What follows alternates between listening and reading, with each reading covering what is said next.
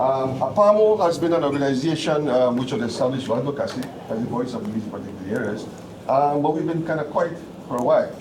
Our approach has been a negotiated approach to undertaking our mandate, sitting around the table, engage with government. But recently we've seen the need to speak out and express concerns that we have. The matter at hand is the process and revision of two major pieces of legislation which directly have to do with protected areas. The National Protected Area System Act and the PACT. You may ask, what is the issue? And why the theme of today's press conference is the government changing the role of co-managers. APAMO is made up of NGOs that manage the protected area for decades. For example, Belize Audubon Society, and they have done an excellent job at it, bringing millions of dollars, mobilizing millions of dollars into this country, and ensuring that those trees are there producing the oxygen that we need, the watersheds are there producing the water that we drink, and that the communities around the protected areas also benefit. And we have always had an excellent relationship with governments, but more so, we've seen that we need to improve that relationship. We have reached out all the way to the top, expressing our concerns. We have written, in fact, on the 22nd of June, we actually wrote the Ministry of Sustainable Development with our concerns on these pieces of legislation. Up to now, we have not received any response. We have not even received an acknowledgement of our correspondence. And so we said, let us make a public call, and maybe in that way we can be meaningfully involved in the process. But let me introduce the table that we have here. The way we're governed, APAMO is made up of 16 members out of the 21 co-management entities in Belize. And we have 16 members, and we are governed by an executive council, one of the longest standing umbrella organization in Belize, because we believe in transparency and accountability. And I think those are the values that we carry that have made us resilient and long-standing. I'll start with our chair lady, who's the executive director of Audubon, Mrs. Amanda Acosta. We have our vice chair, Mr. Eli Miller from Monkey Bay. And then we have Christina Garcia from Yakshek. And we have Maria Garcia, who was a TV star the other day for the fires. And then we have Mr. Earl Perez from the grassroots organization from Rancho Dolores. We have 2 more members, but they had emergencies, so they couldn't be here. But here we have our executive council that will speak on this matter. So I turn him on to you. Good morning, everyone. Thank you, Jose, for the introductions. This morning really is about us being proactive. I think when it comes to conservation and to the actions that we often see in the media, it's because we are seen as being reactive. We are seen as, oh, something has happened, there's violations of an EIA, or there's something very negative happening, and so we're seen as more knee-jerk reactive. Today is about being proactive.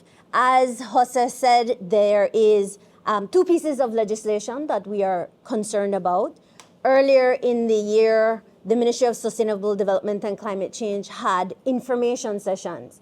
For those of you who were astute at looking who attended, there was very, very minimal, if any, attendance at those sessions.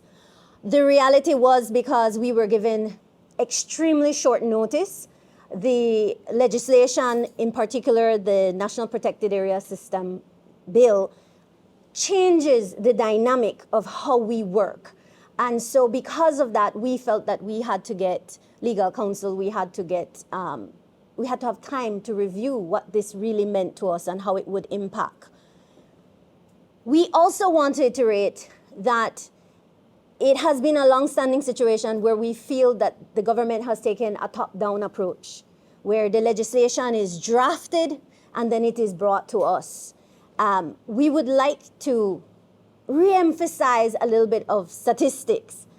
As Jose said, APAMO is 16 or represents 16 of the 21 co-managers.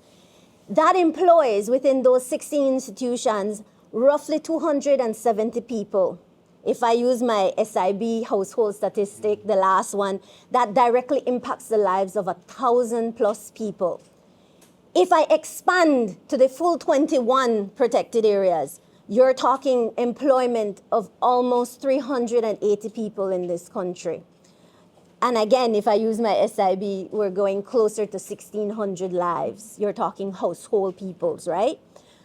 Budgetary, APAMO contributes to the system $16 million per annum, You're talking these 16 institutions are writing grants, they're seeking donors, they are doing mechanisms such as collections of entrance fees, doing activities at the entrances, and they're working with the communities that surround these protected areas. This is not a small number. When we compare it to the government's contribution specifically to protected areas, it is significant. We are solely focused on protected areas, and this money goes into that. If I add in the full composite of the 21 NGOs, you are talking $21 million coming into this, or that is going into protected areas across the country. Now, there is a gap, and we have spoken to that, and there is funding issues. And I also want to highlight that this also represents foreign exchange, because some of these grants are US dollars or European dollars. So this is funding money that is coming into the country for this purpose. And this is not competing with government. This is funds that, as the NGO sector, there is a concerted interest by the multilaterals and international donor communities to fund this work. And it goes to the NGOs.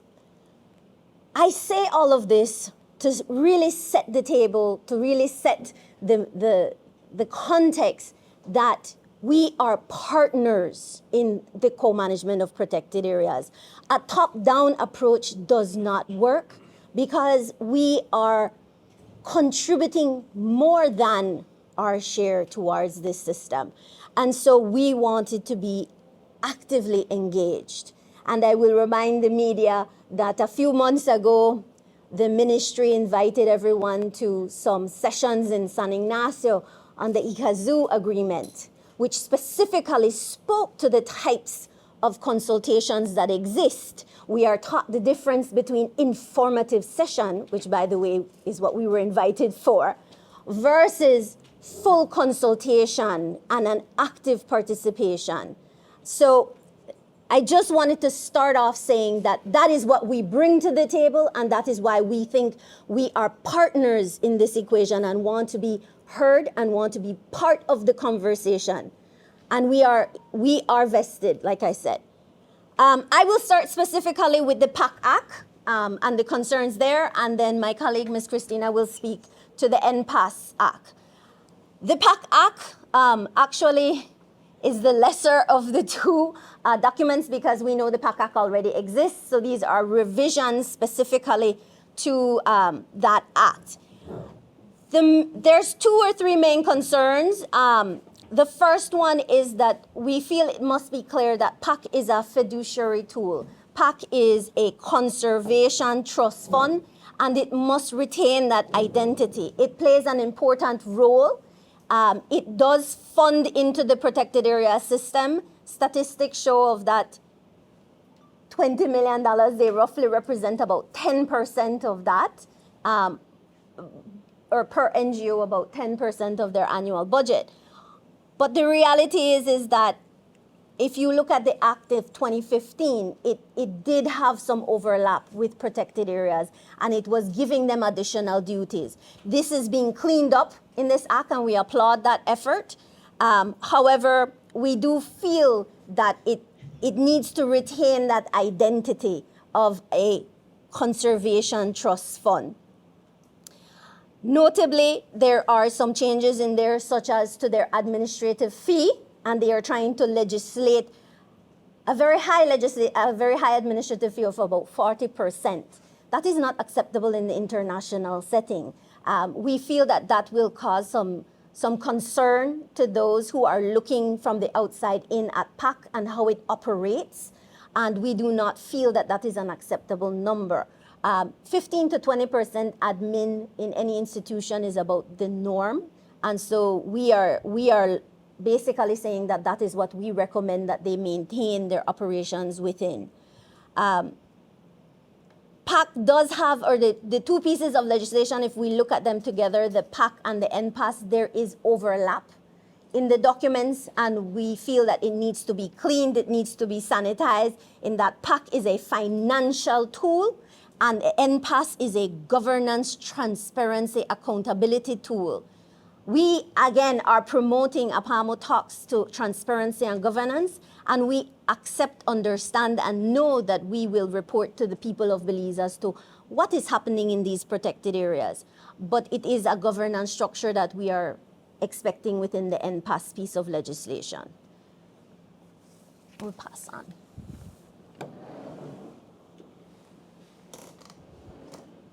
Thanks. Good morning. So I will be talking a little bit about the National Protected Areas Act, which synergizes with the Protected Areas Conservation Act. Many of the concerns that we have is basically operational. We noticed that there's the mention of the different departments, the Forest Department, the National Biodiversity Office, but we see that there is a duplication of responsibilities within the National Protected Areas System Act, particularly to some of the responsibilities, like in the NPAS Act, it states that both the National Biodiversity Office and the Forest Department are doing similar things. We have been very confused over the past year or so, given that we work closely with these government departments, and sometimes we don't know who to go to, who to talk to. So the responsibilities outlined in the National Protected Area System Act is a little bit unclear, which creates conflict and confusion in terms of the management of these protected areas. Similarly, the NPAS bill, it also contemplates that these the issues of capacity building and resources are the responsibility of the ministry, but certain parts of the act also alludes to that responsibility being in the hands of the Forest Department and the National Biodiversity Office. So who is it that we should report to? Who is it that we should be working with? And we feel like that needs to be corrected within the National Protected Area System Act. So one of the things that Amanda mentioned is that we have not been a part of the conversation. I have been in conservation for the past 20 years. And usually legislations are developed, and then there's no consultations that happen, no meaningful consultations that have happened. We have been managing these protected areas for many years. In the case of Yakshe, we have been there for 25 years. So I think that by 25 years, you have an idea of how management works, an idea of what needs to change, recommendations given, and I think at this point we have not had that meaningful conversation with the government, and we want to have that discussion, and we want to ensure that there is collective decisions as it relates to protected areas management. And like I said, there are unclear mechanisms, and with having unclear mechanisms, you can't basically operate in a meaningful manner. Another thing about the NPAS legislation is that it mentions the operationalization of this NPAS Act, right? So operationalization means that you will require some level of funding to implement this particular act. But it has been noticeable that over the years for both the Fisheries and the Forest Department, it appears that GOB is putting forward an act that just can't be funded easily. Why we're saying this is because forests and fisheries within the projected national budget have had no increases over the years. They will remain at 4.7 million and 3.5 million respectively for the Forest and Fisheries Department. And this is the budget allocated for the 2025-2027 allocation.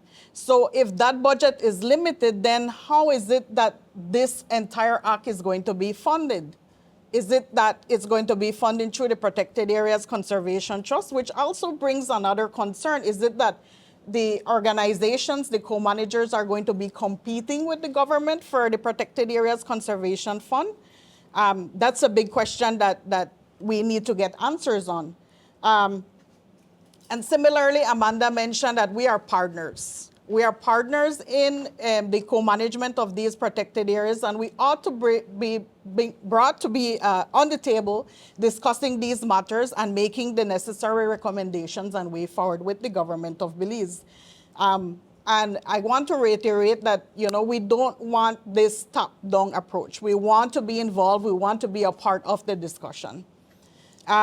And also, in certain part of the National Protected Areas legislation, there are sections where we feel that the government is reinventing the wheel. And I will mention two things. There is the establishment of a commission that advises the minister. Such commission has existed before, but has not been fully functional and has not been fully consistent in the decision-making of these protected areas. So we feel that there ought to be some sort of revision as it relates to the setup of that commission. Similarly, there's the creation of an enforcement and compliance unit under the Ministry of Sustainable Development. Again, this is something that was pitched and was basically placed before, but didn't function properly. So again, we're going back to doing the same things in the same manner. But I feel that things need to be a little bit different. And of course, the co-managers are the ones that could give certain recommendations to make some of these things better. And lastly, it appears that any usage of monitoring equipment, vehicles in protected areas, we have to ask a special permission to the National Biodiversity Office for the usage of these equipment. In my point of view, that is really micromanagement. You can't come with a micromanagement approach to these co-managers that have been in existence for the past 50 years, as in the case of Belize Audubon Society. Again, we reiterate, it seems to be a top-down approach, and it's kind of changing the way we work and do things, and we feel that, that ought to change.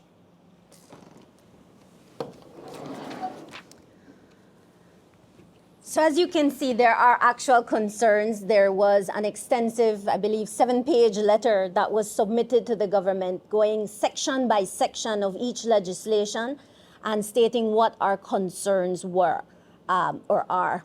We really feel that they are attempting to change the way we operate. Again, change is not necessarily a bad thing, but change involves both parties being involved, both parties coming to a compromise, and both parties understanding the impacts of the decision. One of the things that has not been discussed is the fact that the protected areas are also a part of the tourism product within this country. What are the implications and what is the ripple effect to the tourism product if you are getting into the point of micromanagement, wanting to know what time we will open, and we have to report those things. The legislation, the bill gets into a degree of minutia I have never seen before. It gives a very strong authoritarian feeling, one that is not, again, the norm.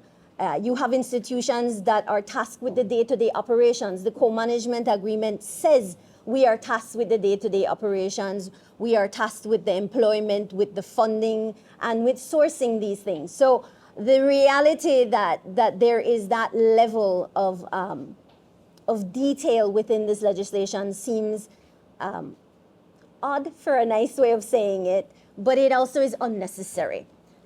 We don't think that is necessary. There is also implications in terms of those who manage in the marine realm, in that there is implications of the impacts on the fisheries management. This act, the NPAS Act in particular, now creates a head for both marine and terrestrial protected areas. How will that work? What is the details? What are the mechanisms? Of course, an act will not have, or a bill will not have those details. However, we have not had any conversations or any meaningful conversations as to how these things will work. Again, you cannot come with a bill making recommendations when we have not discussed how the details will work or how we're planning to envision. So our ask really, as part of our letter submitted to the government and making it public today, is that we want to start having active engagement active participation in the conversation. These bills need significant work, in particular the NPAS bill. We want to have those meaningful dialogues, to have something that is reflective. Belize is progressive. A healthy civil society is a great sign of a healthy democracy, right? So we want to continue this route.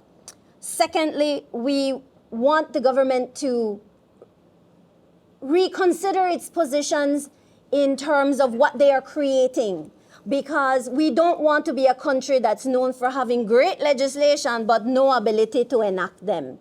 Or, for instance, we talk about great legislations, but then we can't put any enforcement on the ground. If we are serious, we need to also consider the budgetary allocations from the government end that will be needed to empower our partners in these actions.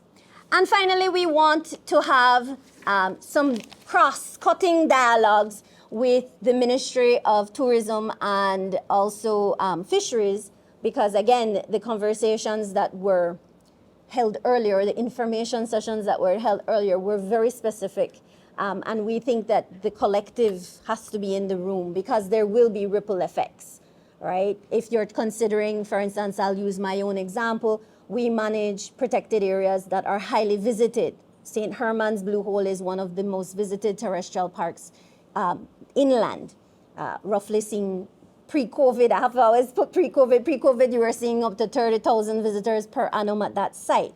What will these legislations mean? What is the implications? If you are affecting the cash flow, what will that look like for the site and the site's management? These are conversations that have not been had, and you cannot propose, in our opinion, a legislation that changes that without having first the dialogues and the conversations.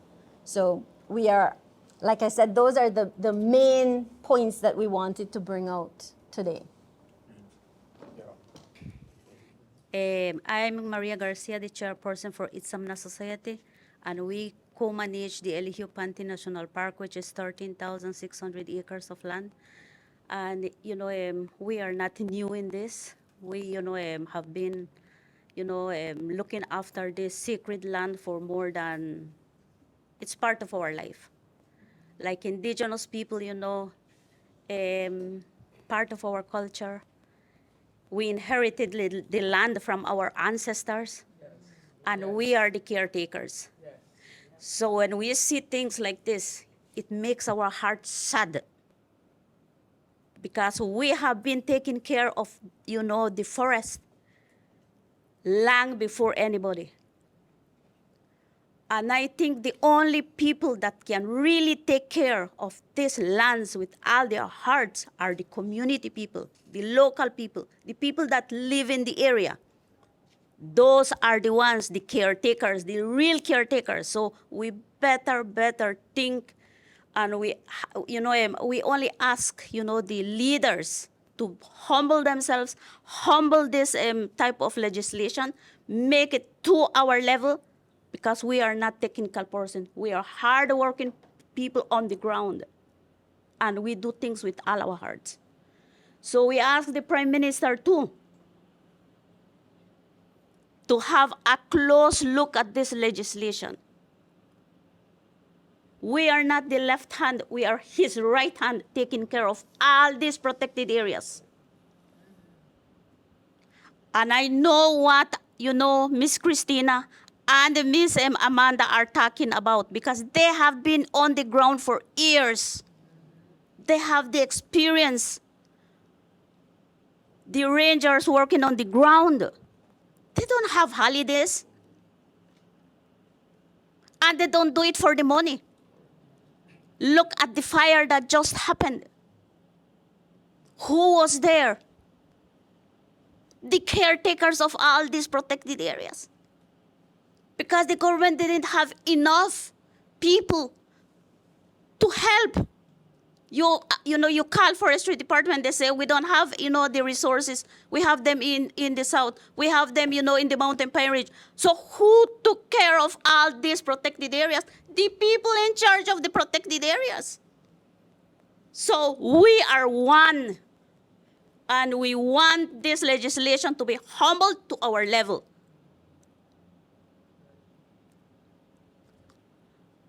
And I think, like indigenous people, like how Miss Cynthia said, whether it be Garifuna, whether it be, Mayas, or, any other, indigenous people, we really, really, have a big concern on our protected areas or the forest of Belize, because that's part of our life.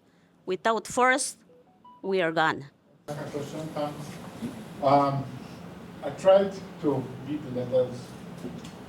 I don't know if I have either level of sleep or specialization of study to get through it. But the question I have is that PACT is being, and I was trying to find the quote in the letter, PACT is being reconstrued maybe for a different purpose, and you alluded to it in some in your opening that it serves as a fiduciary tool for the to assist with the management of protected areas and other environmental initiatives. Is that a clear, safe statement? Is there, for months I've been hearing that there's an attempt, because PACT has this rich score, the more tourists you get, the more, a record here for tourism, so all the money is there. Is there some thinking to sort of redirect PACT funds away from conservation only, where it can be used in other areas that will perhaps generate a better return on investment, let's say, and also perhaps it can work for a political purpose. Not that it will be put into funding campaigns, but where it can, why I could put a road in a constituency funded by PACT. You see what I'm saying? Are there moves afoot to try and reconstrue PACT into something that can be more effectively instrumentalized by politicians? It's a loaded question. The truth of it is, when they changed the PACT Act in 2015, the majority changed to government. So that naturally gave them an advantage. And APAMO has written letters because we do not have a CBO rep. I sit on the PACT board as the NGO rep, as APAMO's rep, but I am the only non-governmental. UB is there as academia, but I'm trying to think who else is there as non. There is a finance expert, but that is vacant right now. PAC is quite frankly right now, it doesn't have an ED, as everyone knows, and it's not, it is a bit without a head. But again, the government majority has its own implications. So, but you all have a sense that there is an attempt to transfer, and that this legislation, or these pieces of legislation, are an attempt to turn PACT into something else that can be deployed more effectively for the advantage of the political directorate, and not necessarily conservative. Well, I will say, PAC has been for the past few years funding government work through the National Biodiversity Office, because as we are indicating, and as the minister will say himself, they have not received any substantive increase in their budget allocations for decades, as far as I'm concerned. You're talking, again, putting the numbers I said, you have Forest and Fisheries Collective, what was approved in the budget, amounting to $8 million for their entire mandate as legal legislated departments, right? They have entire mandates. Whereas we are saying NGOs, the 16 that are represented by APAMO, are talking about 16 million just for the mandate of protected areas and community work and education that comes along with the package. So it is a case of PAC has been putting money into that in an attempt, again, because they had the office of the NBio that they have to bolster, and that they were being funded. And there is conversations in the new PAC allocation of frameworks and legal structures that are needed for protected areas but it is government heads that would be leading that. And so the funding allocations. So there is a conversation as to not all the money will go into NGO protected areas. There is also conversations of, there's a lot of protected areas in the country. We represent 20, 25, 27 physical protected areas. I look pan, Jose can remember that number. 28 physical protected areas. There's 100 in the system. So the government, that's what I'm saying, the kitty is being split. But yes, it is going into protected areas management, but not solely into NGOs, CBOs. Of course. And so now the approach of, Can I follow up some questions on your okay, Ms. Amanda, can you ask, when you speak, because there are two critical things that you mentioned here. One, this is all being done with no senior management in place. Two, the representation on the board is very imperative, because from the marine side, we have no representation on the board. It's a critical situation to be in when that fund is supposed to be financing protected areas first. Right? And we know that there's a significant gap. There's a discussion that has to be had on the gap. And when you have reached that gap, the legislation says then you move to other things. That's the way the legislation is positioned. Right? And I think we really have to have a critical discussion on moving back to where it needs to be, Mr. Jules. You know, because we are out here struggling, and we have a lot of donors that are depending on that co-financing of the core cost and allocations for us to leverage those funds. But yet, you know, PACT hasn't put real dollars on the ground for very many years. So Exactly. that's right. your But guidance. PAC hasn't issued any funds in almost 2 years. Just to be blunt about that one. No funding has been on the ground. They've had transition process from the first CIS to the second CIS. And there has been no grants issued in that time frame. This is the time, this is where we're saying we need to have be part of the conversations. Again, the top-down approach is not a conducive environment for us when we are putting in double the funding, when we are putting in significant staff and bodies. There needs to be an equal conversation, and this is what we have been saying, and the same goes for PAC. The PAC board was reconstituted in 2015. If that's a conversation that we need to have, that is the conversation we need to have. Again, it is government majority. That naturally means that the agendas that are put on the table, the vote is a government majority. but so moving Ms. Nyari, removing our chief, whatever, her tenure came to an end, not happily, I guess. Are we seeing an indication of a sea change, so to speak, in the focus of the organization and the fact that all this is proceeding without executive management means that it's led by the board, which is politically controlled, on which, you know, the CEO, I'm told, holds a lot of sway over the decisions of the board, not a politically appointed person. So is there a deliberate move away from the previous mode of operation and engagement towards a new authoritarian government-led model?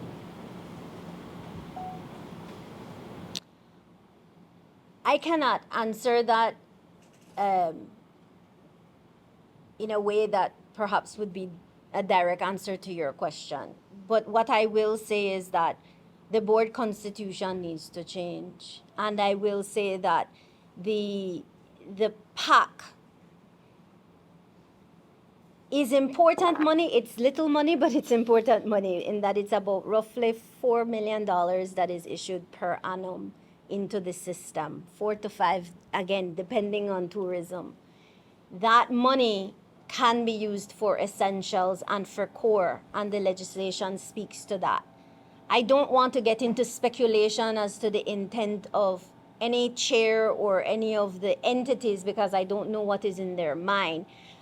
What I can speak to is, like I said, what we know factually. The fact of the matter is there is no executive. They are in the process of hiring. They have changed the organogram, and they are in the process of hiring. Other than that, I think it would be speculation on my end to say where PAC is going. They are looking at issuing funds for fire relief. They are looking at CIS, but I think we would need to get it from, excuse the term, but from the horse's mouth. We need to ask CEO directly what the vision or what his, as the chair, what is the vision there. And we need to lobby for the seats. We have a CBO seat that is vacant. And the minister said on the news that it will be filled. And it has been months now. It has been years now. 2 years. I see clarification. These pieces of legislation, in particular the NPAS, we'll get into history at this point. If you recall, the National Protected Area System has been, the conversation has long been standing as to how do you get it to work together as one body. And that has existed for a while. The last momentous change that happened with these two pieces of act was in 2015 under Minister Lisel Alami at the time, if you recall, and there was a whole project assigned with this. That was not the case. This time it was, we were invited to an informative session and this is the act. That was the process this time. So there was no preamble, no conversation. A few years ago under CEO Percival Cho, we had the creation of the NBio office. It is just an office. It got cabinet endorsement under this new government because it was created under the previous. And they have continued. And so my understanding is that the NPAS, this act, this bill, is an attempt to formalize that office structure to look at protected areas. But it includes a lot. It encompasses marine and terrestrial protected areas. And a reporting mechanism for private protected areas. Just one more, and I think it's along the lines that perhaps Jules went, which is really an ideological question. BFF has been engaged, has reached out, I think engages too strong a word, with the government in relation to things fisheries related. We have developed, for example, a code of conduct and a call to action that we have communicated to government. We've been in conversation, mainly in the public media, because we have gotten essentially no formal response to the correspondences and the calls that we have made. Speaking to that issue, we would know that the issue of the blue bond has brought in its wake commitments by government to expand marine protected areas, including non-take areas. This is of concern, obviously, to fishers. At one point,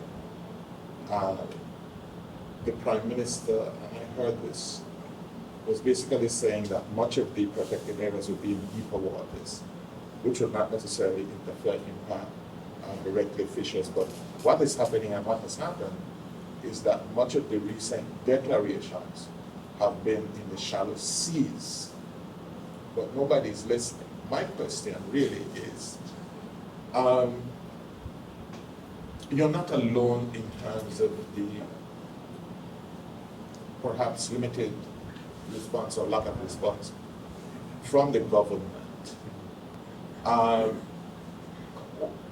you reached out, either, these are individual organizations, have you reached out as individual organizations or as a APAMO to say, listen, this is going down a path of, it's really an authoritarian path. that is being trod. Have you reached out? Because this is discomforting in many respects and many regards. So my question is, have you reached out either formally or informally to some of your colleagues and some of the organizations, singly or as a APAMO, the umbrella organization, that said, listen, this is happening, and there'll be trouble in paradise if there's no amendment to the approach. Have you done that? We, at the Secretariat, which is much more than a Secretariat, the APAMO Central Resource Center, because it's more than an office, and we provide on a daily basis mentorship and support for smaller membership NGOs like Examina, Rancho Dolores.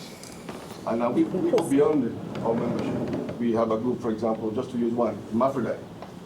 They're an interested group of mostly teachers who are very, very keen and passionate in protecting their backyard, which is the Aquacaliente Wildlife Sanctuary, which is being raped on a daily basis.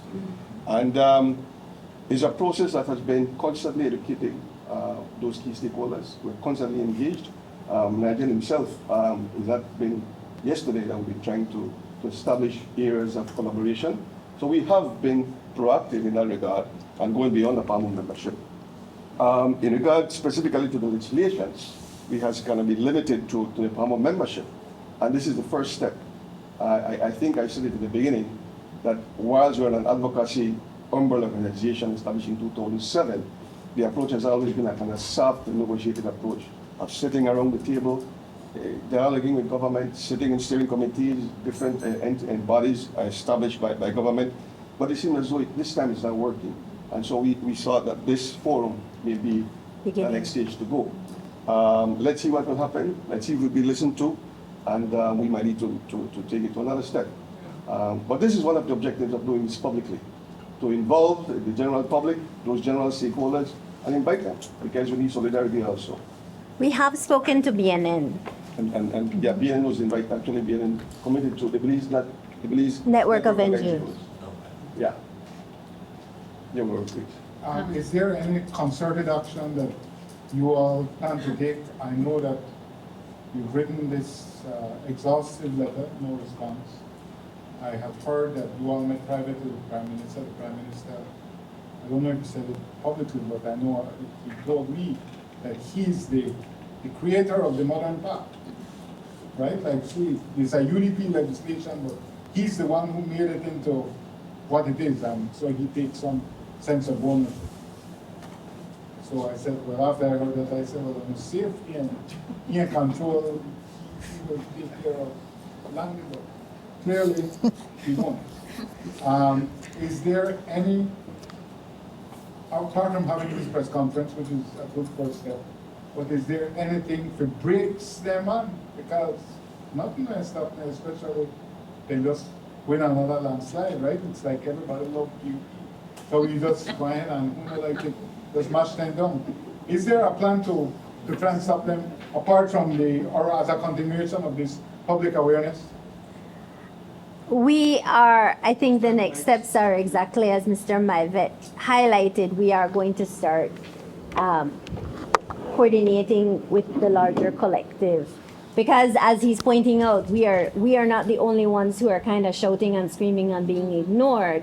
There is a lot happening within the environmental sector, conservation sector that we need to get collated and cohesive together about. But yes, there will be next steps. Yeah, you really wanted to speak along there. Yes. I've been an indigenous practitioner for most of my life. I'm 70 years old, and I travel around the world and sit in meetings like this. And I listen to these same things, and I could say, yeah. And one of the things that works that I see is that you're going into a different area. Just a thought. My thought is that we have a law that supports customary, traditional, and cultural practices. And so, as Maria says, we do this because that's our responsibility, right? But what I'm seeing now is that it creates laws with the Land Use Commission, that, there's all kinds of things Because when you have customary, traditional, or cultural practices honored and in law, you can do a lot more by getting things through the door, because we know the top down. We know all this stuff. So that's my thought, just putting a law through for customary, traditional, cultural practices. And it works. Anybody else? Yeah, I just had a comment, Jose. I think that the top-down approach by the government have been consistent over the years. It's ridiculous. We have been stamped on significantly. And I think that this is the time that we really need to expose the weakness in partnership and in communication and in meaningful consultation. We continue to hear about consultation, and to be honest, it's consultation just amongst themselves. There are boards that are set up that do not reflect the true stakeholders. And I think that this approach from APAMO, I can say categorically that you have the support of the Belize Federation of Fishers. That's one. And two, I would just like to know the medium to long-term approach based on the I think it's about 4 or 5 requests, or 3 or 4 requests that you guys are making to the government. What's the medium to long-term approach? I just want to congratulate you for what is a bold effort that goes beyond this topic of conservation and environment. And I want to reiterate that indigenous way of being can guide you on the way forward, because we take care of what is ours with or without government. I mean, that's for real. And I want to encourage a consultative process where you realize that this is a breakthrough. This is a turning point. You're part of international agencies. Our people need to be educated about what our government has signed to. And one of the things they have signed to is a consultative process internationally. We have to hold them accountable, and we too need to hold ourselves accountable. Stop just looking at government for everything. Because when it comes to the bottom line, Ms. Maria, right? You have to out the fire. Literally, figuratively. If I could just ask one more. No, we just came off this this very hot fire season, Yes. and the co-management model in so many of the parks showed its utility, its functionality, strong. and the goodwill that exists. And then right on the heels of that, you all send your letter and you're ignored. Right in the midst of that, you all have they hold these hurricane consultations. Is it that the world views, or like, it looks like it's just that there's a fundamental disrespect. Like, you all are not being seen. Like, we don't say, oh, we want to put out the fire, yeah, all right, good. I'm fireman, good, go ahead. I'm just saying that it seems like there is actually a blanket of anonymity being put over these long-standing managers, right, co-managers, who are invested, and then the ministry just says, okay, yeah, but put out some more fires. You only have utility. You have no agency in this. We have agency, and we will exercise it. Is it a disrespect after all that the co-managers did during the fires? Christina, you could talk, right? Yeah, Eli. I think that one of the most important and fundamental things that I would want to state is that during the fires, especially in the Toledo district, there were a lot of lessons learned, Jules. One of the main things is capacity. And I say capacity from the side of the government, because nobody thought that huge of a disaster would have happened in these areas. And I think that earlier someone mentioned the commitments that the government has signed onto. We get a lot of forest loss. What do you think will happen to the carbon there? And I know government, they bank on that. There's a legislation that is going to go forward specifically for carbon. The legislation does not inspire any confidence to sign a co-management agreement. So who will manage these protected areas? The government? We have seen over and over that there's no capacity and funding to do this. So how are they going to meet those commitments? So I think that the conversation is long overdue. It needs to happen, whether they want it or not, because there's lots at stake at the moment, you know, and I don't want to say this in a mean kind of way, but we bring a lot to the table. We bring a lot of changes. There's not only protected areas involved, but communities as well. We work heavily with communities. You know, unless if they want to see the deforestation rate goes up. We already have problems with deforestation. The fires even made it worse.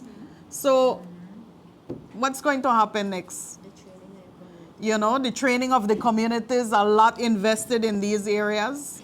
You know, so they shouldn't take us lightly. And also the communities teach you. Exactly. I'll just throw in a little bit to that. I know Amanda mentioned earlier that there's 100 protected areas approximately, and we manage, and management is about 28. But you have private protected areas, and I would say around about 35. But most of these other protected areas are what they call paper parks, a lot of forest reserves. They have no management, so we can really compare. So the meaningful management and underground management are those managed by managers. Because when you look at what is managed by government, it's mostly the mountain pine ridge, and I think on the marine side, I think there's 2 or 3 of them. Very minimal, very minimal. So most of the protected areas being managed in Belize right now are by co-managers. I will add though, and I think we need to, and I moved it towards Eli because he was being, Eli, just to tell you, when you started to see Astrom's involvement, there is a technical capacity that has to go with it. This is the man who tell and drop the water, yeah. That's what he does. That is the capacity in an NGO. I will say, and you have to always give the good with the bad, right? NEMO is under new administration, new ministry.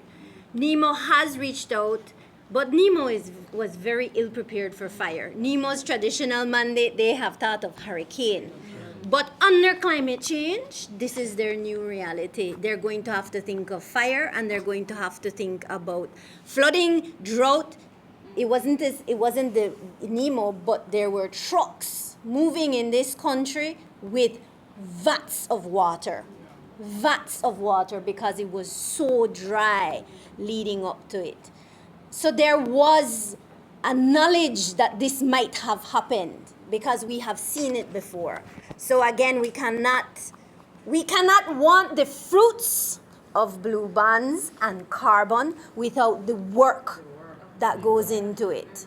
And that is the reality of what we have to highlight. And to maintain those things, right? If you had a carbon program in the south where a lot of your denser forest is, Maya Mountain Massif and these areas, you would have to have some serious, how would you explain that to the world that you were ill-equipped for fire? Those are things that we have to consider as we're looking into these new ventures. And so I do think you did work with NEMO and Yes. Yeah, so hi everybody, my name is Eli Miller, Managing Director of Monkey Bay Wildlife Sanctuary, and to touch on Jules' question, yes, we were involved with the fire suppression effort throughout the country. Myself, I was from Toledo all the way to San Antonio, Chilio Dam.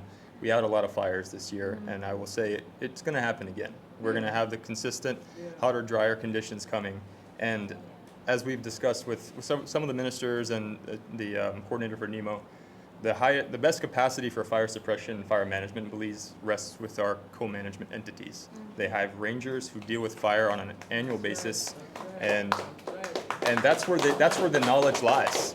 That's how we're going to be able. Those people are going to be able to transcribe that knowledge to the communities, those who don't already have it, and we can be a better country for it. We can manage our fire situation better.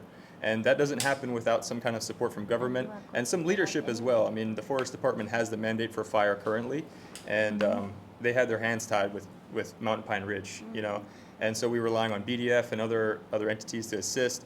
And frankly, we need to have a better coordinated response to that type of a thing. And so I think the co-managers are essential to that, bringing our expertise, our personnel, our equipment, and with partnership with other government agencies, I think we can do a much better job next time. But it's going to take us taking action now and to be prepared for next year and the year after. And a core central part to this is financing. And as Ms. Amanda rightly pointed out, we haven't received significant financing for core costs in over 2 years, and as a result, we haven't really been able to staff fully. So our response, for the fire is less than what it could have been if we had the support, consistently throughout the years. I will applaud PACT for issuing some emergency relief funds for fire, but only to very select, organizations that were, heavily impacted or directly involved with the suppression of fire. It doesn't cover everybody that was affected. And so we are appreciative for that, but it's going to take more consistent support if we're going to make a meaningful difference in the future. So thank you.